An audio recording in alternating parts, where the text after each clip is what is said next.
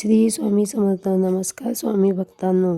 इंग्रजी नवीन वर्षाला सुरुवात होत आहे. या वर्षाची शेवटची पुत्रदा एकादशी यंदा 30 डिसेंबर 2025 वार मंगळवारी आलेली आहे आणि पुत्रदा एकादशी ही स्मार्त आहे आणि दुसऱ्या दिवशी भागवत एकादशी आहे. स्मार्त एकादशी ही भगवान शंकराची असते आणि नंतरची भागवत एकादशी ही भगवान विष्णूची असते. आजच्या व्हिडिओमध्ये पुत्रदा एकादशीनिमित्त भगवान विष्णूची संतानप्राप्तीसाठीची सेवा मी तुम्हाला सांगणार आहे. संतानप्राप्तीसाठी पुत्रदा एकादशी खूप महत्त्वाची मानली जाते. भगवान विष्णूच्या उपासनेसाठी ती तेवढीच महत्त्वाची मानली जाते. तर आपल्याला संतानप्राप्तीसाठी काय सेवा करायच्या बघूया. तुम्ही संतानप्राप्तीसाठी डॉक्टरांच्या सल्ल्यानुसार आणि आपल्याला काही सेवा करायच्या आहे.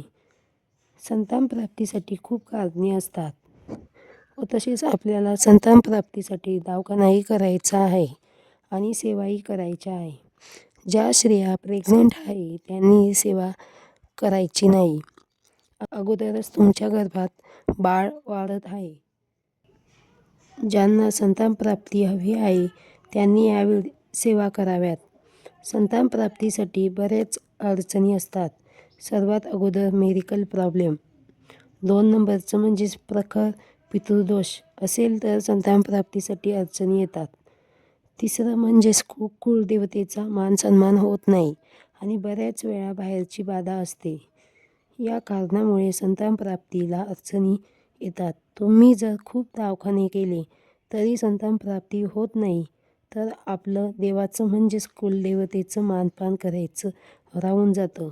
तसेच संतानप्राप्तीसाठी या सेवा करायच्या आहे, पण याला नियम आहे. सर्वात अगोदर 41 दिवसाची सेवा आहे. या सेवेला खंडन पडू द्यायचं नाही. ही सेवा पुत्रदा एकादशीपासून सुरू करायची आहे. पण या महिन्यात कोणाला मासिक धर्म आला असेल त्यांनी काय करायचं? जी पुढची एकादशी येईल त्या एकादशीपासून सुरुवात करायची आहे आणि दवाखानाही सुरू ठेवायचा. ज्या महिला प्रेग्नेंट आहे त्यांनी बाळकृष्णाची सेवा करा.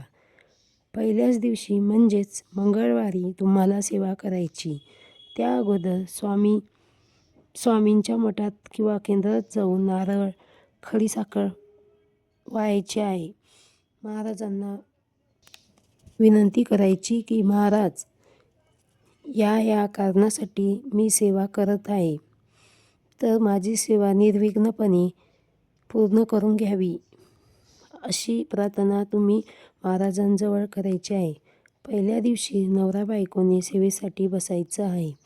पुत्रदा एकादशीच्या दिवशी ज्यांना संतानप्राप्तीसाठी ज्या सेवा करायच्या आहे त्यांनी त्या दिवशी उपवास करावा आणि उपवास तुम्हाला बुधवारी सोडायचा आहे.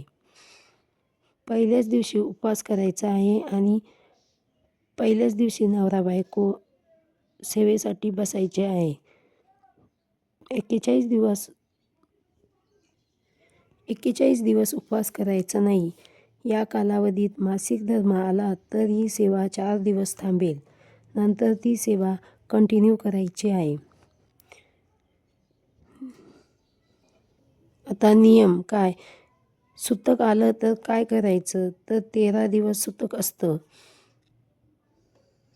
एवढा गॅप या सेवेमध्ये चालत नाही. तुम्हाला नव्याने पुन्हा सुरुवात करायची आहे. ही सुरुवात बुधवारी किंवा कोणत्याही एकादशीला तुम्ही करू शकतात. आता सेवा काय करायची? मी अगोदरच सांगितले की आदल्या दिवशी मंदिरात जाऊन खडीसाखर आणि नारळ वाहायचे आहे. दुसऱ्या दिवशी महाराजांसमोर बसून तुम्हाला संकल्प करायचा आहे, या कामासाठी मी सेवा करत आहे आणि ही सेवा तुम्हाला अखंड करायची आहे. 41 दिवस प्राणवर्ज्य. प्राणवर्ज्य म्हणजेच दोघांनी दुसऱ्याच्या घरचं खायचं नाही, मांसाहार खायचा नाही. 41 दिवस घरात मांसाहार बंद असावा. या सेवेचं तीर्थ तुम्हा दोघांनाही घ्यायचं आहे, म्हणून त्यांनीही मांसाहार बंद करायचा. तंबाखू, गुटखा, मद्यपान बंद करायचे. सर्वात आधी तुम्ही बाळकृष्णाच्या मूर्तीवर गाईच्या दुधाने अभिषेक करावा आणि नंतर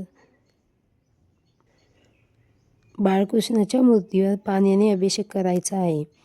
तुम्ही एक अभिषेक पात्र ठेवायचं आहे. त्यावर बाळकृष्णाची मूर्ती ठेवायची आहे. पहिल्याच दिवशी स्वामी श्रवण पठण करायचं आहे.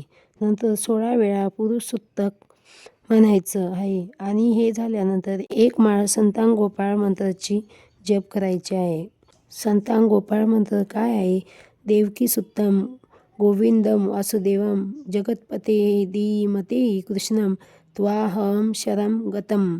स्वामी श्रवण पठण करत असताना पुरुषोत्तम म्हणत असताना अभिषेक चालू ठेवायचा, म्हणजेच बायकोने वाचायचे आणि नवऱ्याने अभिषेक करायचा आहे.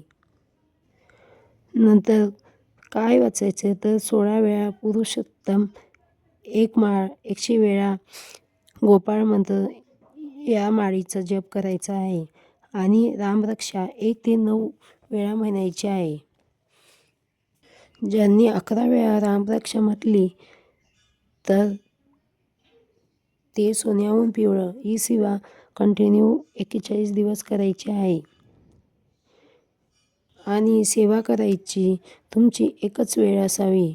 रोज तीर्थ नवरा बायकोने शेवटपर्यंत प्यायचं आहे. बाकी कोणालाही द्यायचं नाही. व्हिडिओ आवडला असेल तर व्हिडिओला लाईक, शेअर आणि चॅनलला सबस्क्राईब करा. धन्यवाद. श्री स्वामी समर्थ.